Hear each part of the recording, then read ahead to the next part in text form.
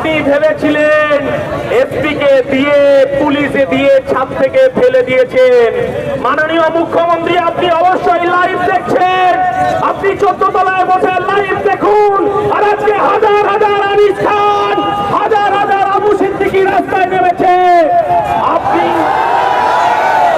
আপনি শওকত মোল্লাদের, শাহজাহান শেখের যে ছোট ছোট বাহিনী আমাদের কর্মীদেরকে পাহারা দিয়ে রেখেছে, যাতে এই মিছিলে অংশগ্রহণ করা যায় না, যাতে অংশগ্রহণ না করতে পারে। আমার কর্মীরা বুক চিতিয়ে লড়াই করছে। অনেকে অনেক কথা বলছেন, আইএসএফ কে দূরবীন দিয়ে দেখতে হয়। এখনো পর্যন্ত শিয়ালদা এলে আর ধর্মতলায় আমাদের মিছিল, আর বাংলার মায়েরা আজকে টিভিতে চোখ রেখেছে, খবর রাখছে। আবু সিদ্দিকীর বিচার চাই, হোসেন মন্ডলের বিচার চাই, বিদ্যুৎ মন্ডলের বিচার চাই। মাননীয় মুখ্যমন্ত্রী, পুলিশের একটা অংশকে আপনি লেলিয়ে দিয়েছে। আমরা বলতে চাইছি 2007 সাল মাই পশ্চিম বাংলার বামপন সরকার চলছে মাত্র গগনে।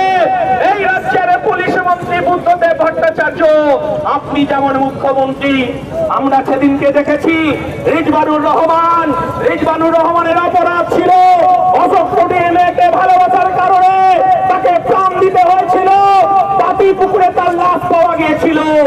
আপনি সেদিনকে বুদ্ধদেব ভট্টাচার্যের পদত্যাগ চেয়েছিলেন। সেদিন আপনি পুলিশ প্রশাসনকে কি বলেছিলেন? আপনি জ্ঞানবন্ত সিং এখন আপনার কর্মরত আছে, জ্ঞানবন্ত সিংকে আপনি ভৎসনা করেছিলেন, তার পদত্যাগ দাবি করেছিলেন, তার স্টার খুলে নেওয়ার কথা বলেছিলেন। আর আপনি মুখ্যমন্ত্রী, রিজওয়ানুর পরিবার কোনো বিচার পায়নি। আমি জানি আপনি বিচার দিতে পারবেন না। এই বাংলার গরিব খেটে খাওয়া শ্রমজীবী মানুষের কোটি কোটি টাকা আপনি লুট করেছেন, নারদা থেকে শুরু করে আজকে বেকার যুবকের চাকরি পর্যন্ত আপনি চুরি করেছেন।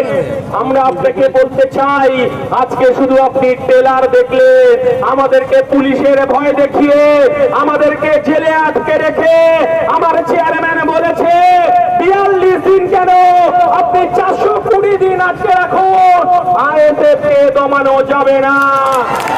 তাই আপনাদেরকে বলতে চাইছি, গণতন্ত্রের উপর আমাদের আস্থা আছে, সংবিধানের উপর আমাদের আস্থা আছে, ভোটের উপর আমাদের আস্থা আছে। আর পুলিশ প্রশাসনকে বলছি, মমতা বন্দ্যোপাধ্যায়, আপনি কান খুলে শুনে রাখুন। আবার যদি আমার আইএসএফ এর একটা কর্মীর লাশ যদি পড়ে, উত্তরটা আপনাকেই নবান্নে গিয়েই চাইবো। এই কর্মীরা শুনে রাখুন। আপনাদের বেশি কথা বলবো না।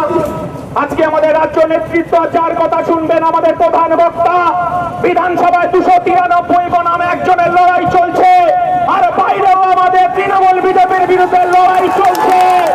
তাই শেষ কথা বলবো, তৃণমূল কাগুজে বাঘ, পুলিশ প্রশাসন দিয়ে তৃণমূলটা চালাচ্ছে। আবার বুথে গিয়ে আইএসএফের ঝান্ডা উঠবে, আবার গ্রামে গ্রামে গিয়ে আইএসএফের পতাকা উঠবে। 2026-এ মাননীয় মুখ্যমন্ত্রী, মানুষ বিচার চাইছে, আপনাকে 14 তলা ছাড়তে হবে। সবাই ভালো থাকবেন, সবাই সুস্থ থাকবেন। ইনকলাব জিন্দাবাদ, আইএসএফ জিন্দাবাদ, নওশাদ সিদ্দিকী জিন্দাবাদ।